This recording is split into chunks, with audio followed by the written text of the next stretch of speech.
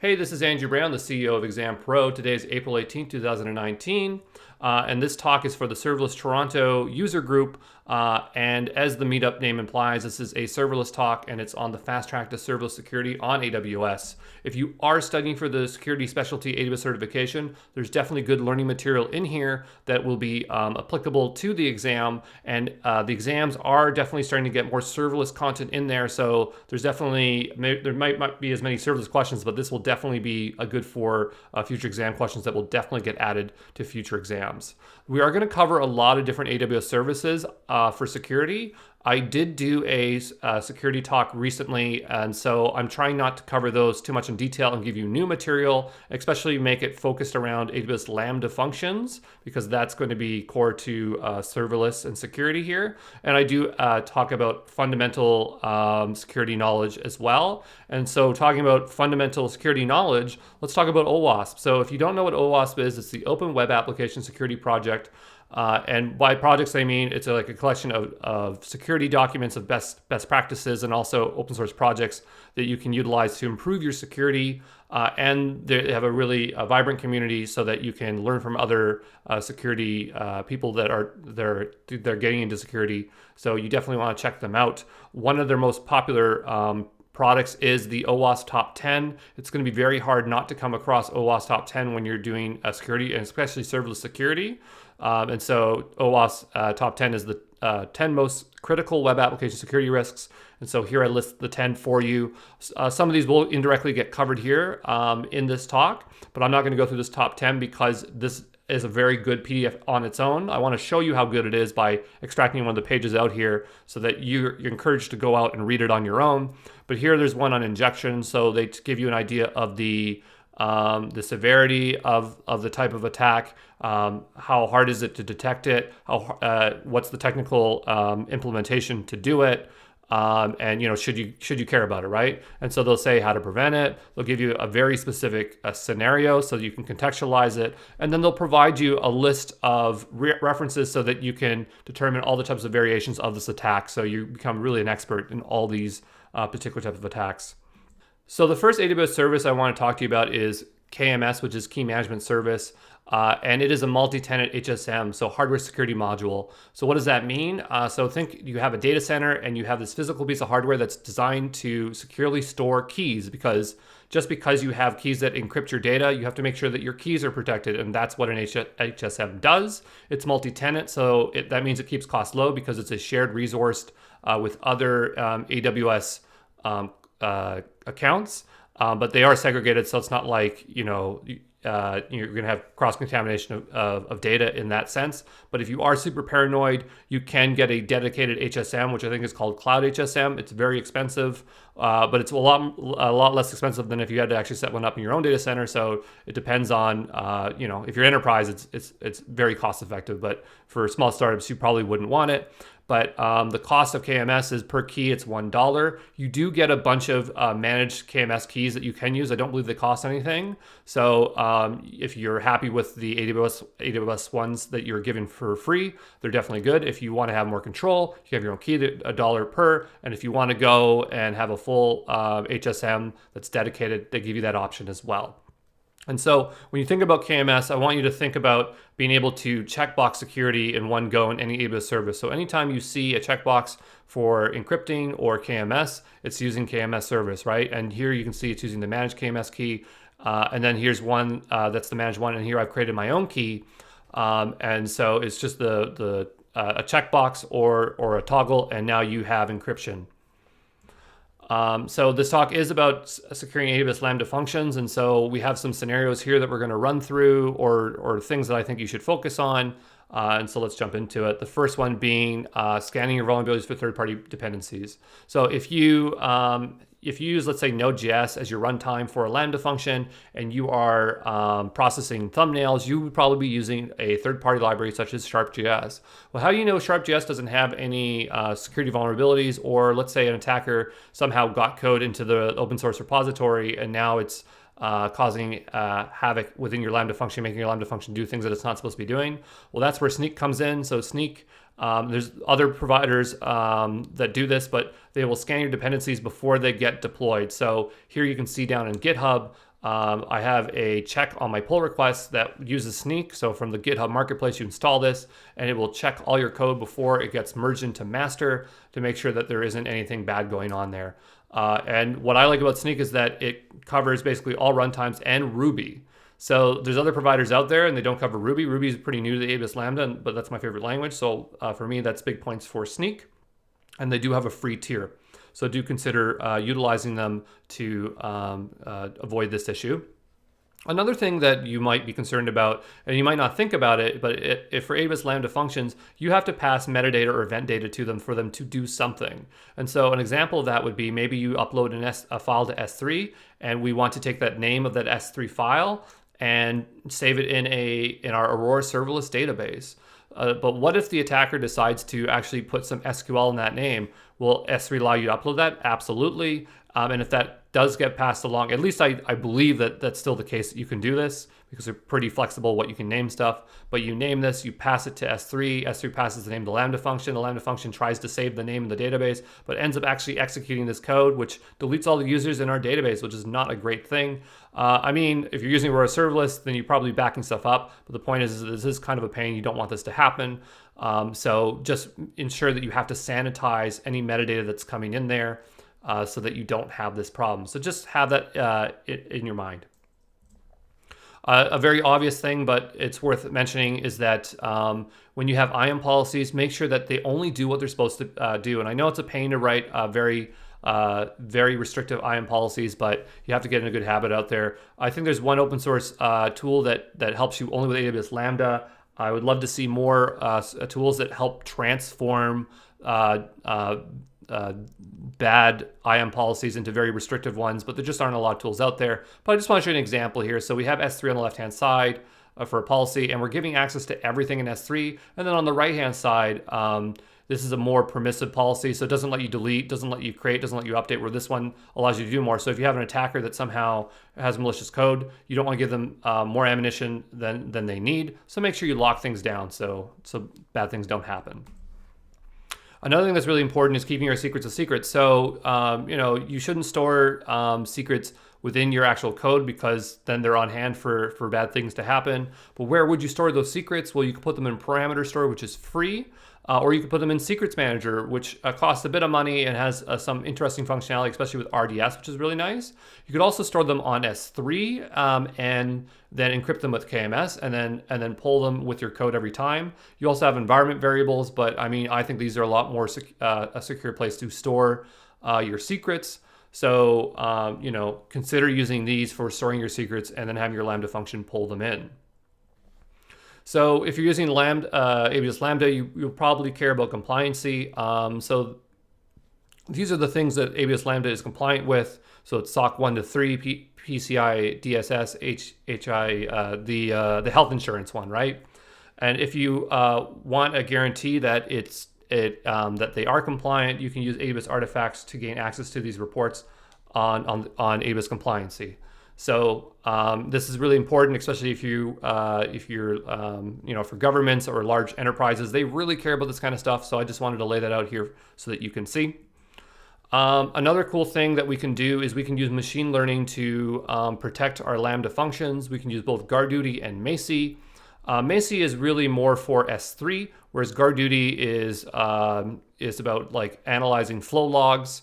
And so it's just a really cool automated way to get some protection. Let's first look at GuardDuty. And I mean, this is an EC2 example. I didn't have time to spin up a Lambda one for you, but the idea is the same because Lambda functions, they do have network cards attached to them because they are like, that's what a Lambda is. It's an EC2 instance. And so traffic through a Lambda will get captured through flow logs. And so GuardDuty can analyze those flow logs and tell you about vulnerabilities. You probably wouldn't get SSH brute force attacks, but maybe there's some other things here that would show up. As I said, I haven't really tried it, but I know that this is something that you can do. And when I do have an example, I'll definitely show you. And they do make some recommendations here like, hey, don't have root credentials. So GuardDuty is pretty good for a lot of stuff there.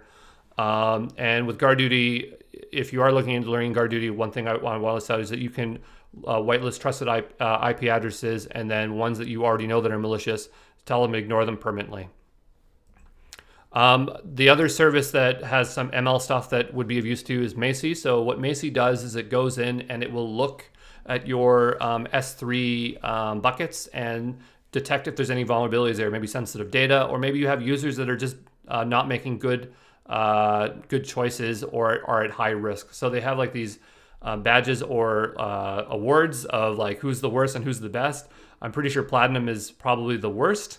Though you think they make it bronze. I don't know why they did it this way, but here you see you have an IAM user has a history of making high risk API calls.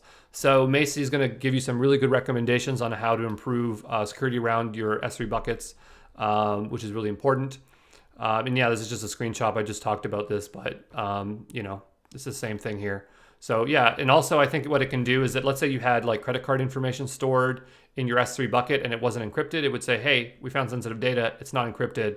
And you have users that shouldn't have permissions to this. It could cause you a lot of problems. So that's a good thing that Macie can do for you.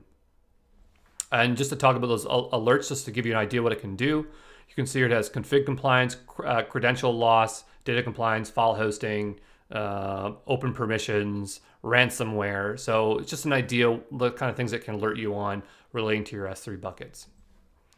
So web application firewalls is an extremely important tool for security. And the reason and the way it works with serverless is with either ALB or CloudFront, because you can put your Lambda functions in front of an ALB or CloudFront.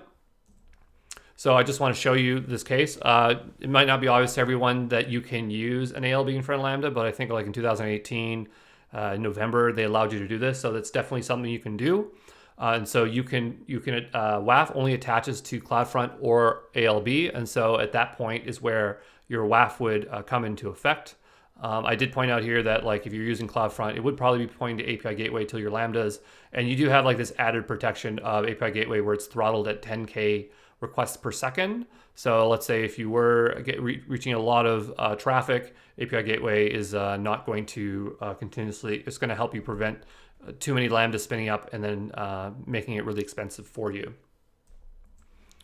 So here is WAF. I just want to give you a quick tour of WAF. So WAF, which stands for Web Application Firewall, allows you to create ACLs which have rules, and those rules have conditions in them. And so what kind of conditions could you apply here? Well, you could, if you had requests coming into your CloudFront or your ALB and it had malicious SQL, it can remove that. You can, if you had a lot of bots that are just flooding you because they're trying to scrape you or do weird stuff, you could use a string regex to then look at the agent, the browser agent, and then determine if it's one commonly used by a bot and just ignore those requests. If let's say you didn't want any traffic to come from Asia because you only operate North America, and if the geo matches Asia, so you could just block out all of Asia. And they have a bunch of other things in here. So I do want to point out that if you do want to set up your own, or like if you're not sure the best way to configure WAF, because WAF is can be a bit of a chore to configure, the marketplace already has pre-configured rules by security companies, and this marketplace only contains partners of AWS for the WAF marketplace. So not like you're not going to get anything from Joe Schmo publishing here. It's only vetted partners, and there's only like 7 of them. But remember I mentioned OWASP earlier. Well, you're going to see that OWASP is implemented in a lot of these managed rules. And what I find is that you'll find that there are managed rules for very specific use cases. So you can see this one's for WordPress, and there's actually ones in here for Lambda. But generally when you use WAF, you probably have to buy from one provider because their rule sets are very specific. You might have to buy 3 rules, like managed rules from the marketplace here.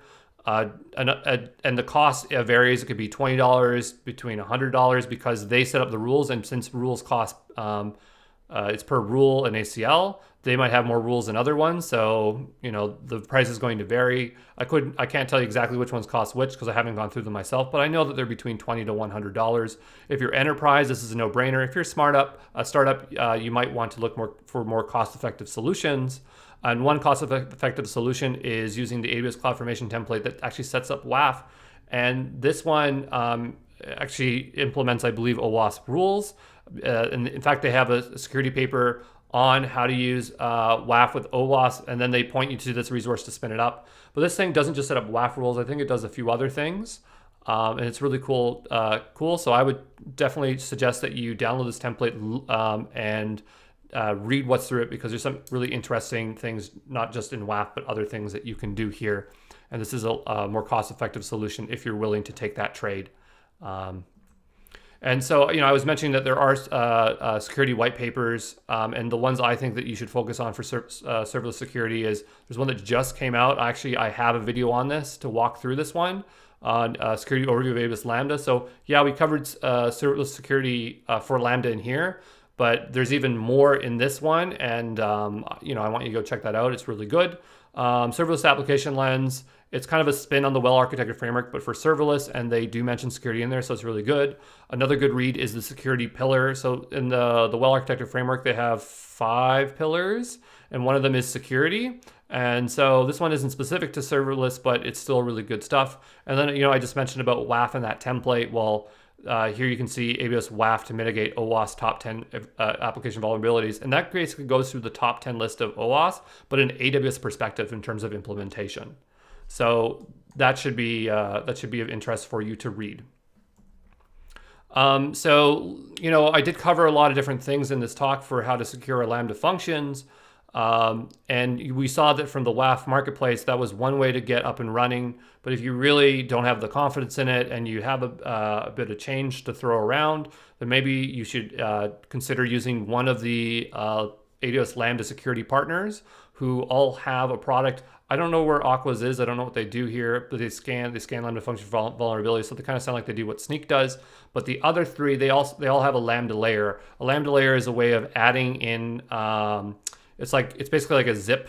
It's like a zip of dependencies that you can attach, but it's not part of your main code. So it's really cool. I don't have a screenshot in here for you for it. But the point is that it's a very easy way to start integrating with their service. And I believe most of these have a free tier, so definitely check them out. But to give you an idea of like what they cover, we'll just actually look at PureSec, because PureSec actually is the most robust of them all. And so it's a good use case to just give you an idea what's inside of here if you are considering using one of these. So they call theirs the Serverless Security Platform, and theirs seamlessly integrates with the CI/CD. So you saw how Snyk integrated with, I don't know if you call it CI/CD for GitHub, but the idea is that they will integrate with your CI/CD platform. I showed you an example earlier about like how you need to write less permissive IAM roles. Well, it's easy to say that, but it's hard in practice. So wouldn't it be nice if there was a tool that would take an over permissive IAM role and then make it into a more restricted one? Well, their tool can do that for you. It also checks for insecure storage of app secrets. It probably does this at the Lambda layer, but you get some overlap with Macie, so which one do you want to use there? It can also scan for known vulnerabilities for third-party dependencies, but when you match it up to Snyk, Snyk actually has more runtimes. I think they're still missing Ruby, so for me, I want them to see Ruby. So that's an issue for me. We talked about WAF, and so this is actually a very important point, is that a lot of your Lambda functions, the traffic comes through, if you want to utilize WAF, it has to come through, and I'm going to go back to that slide just to help contextualize this. But like, if you have a Lambda function, and Lambda functions can get triggered through API Gateway or ALB, okay? And so that's the only place where you can attach WAF. But Lambda functions get triggered from a multitude of different AWS services, but that means that they're not going to go through WAF. So if they don't go through WAF, how do you get to take the advantages of WAF? Well, in this case, that's what PureSec does, is that they have a serverless application firewall. So it's like WAF, but at the Lambda layer. So that's really, really cool. And they also have a behavioral protection engine. So how we saw GuardDuty use MLAI. I'm pretty sure that's what their behavioral protection engine does as well. It's detecting to see if there's malicious behavior inside your Lambda functions, which is super useful. And they have like a security visibility dashboard notification. So if you're looking for a free tier or paid managed service, definitely check out the security partners. And that's kind of the idea what they will do. So just going through what we learned in this talk, we can keep our secrets a secret by using parameter store and secrets manager. As I said, you could also store them in S3 and use KMS to encrypt them and then have your Lambda function pull it. If you want to use DDoS mitigation, I didn't really talk about these in detail, but they are in my other talk. So you could use CloudFront and AWS Shield. And also WAF plays a role and a few other services do. But these are the two that are most important for DDoS mitigation. So check out my other talk for that. We learned what KMS is. It's an easy way to keep our keys that encrypt our data a secret. And we see that it's very cost effective on AWS, and they also have an enterprise solution that is cost effective for them. I didn't talk about this, but I do talk about it probably in my other talk, which is encrypting data in transit. So if you need an SSL certificate, like let's say you're doing static website hosting, or you just need to attach a certificate, then you can spin up one for free on Certification Manager, and that's a really good thing to do. For IAM policies, it's important to keep them as least permissive as possible so that we don't see abuse. We walked through a lot of scenarios for securing Lambda functions, so we definitely covered that. We talked about protecting against common exploits and attacks using WAF, and I did say that there is a bit of a blind spot with Lambda functions because you can attach WAF to a Lambda function. And since there's other ways to trigger Lambda functions, you need to find a solution out there. And I only know of one, and that's from PureSec, and it's the Serverless Application Firewall. And then there's a couple of ML services that we can use in conjunction with serverless security, and Macie and GuardDuty I think are the most relevant, and I'm sure AWS will come out with more as time goes on. So I did show you a couple of good places to look for learning more about serverless security. So you can read the OWASP top 10 list, and there are some white papers that are applicable and one very in specific that's applicable. But if you're looking for even more general knowledge about serverless security that goes more in deep into each of those actual exploits and scenarios, I think PureSec does a really good job covering them.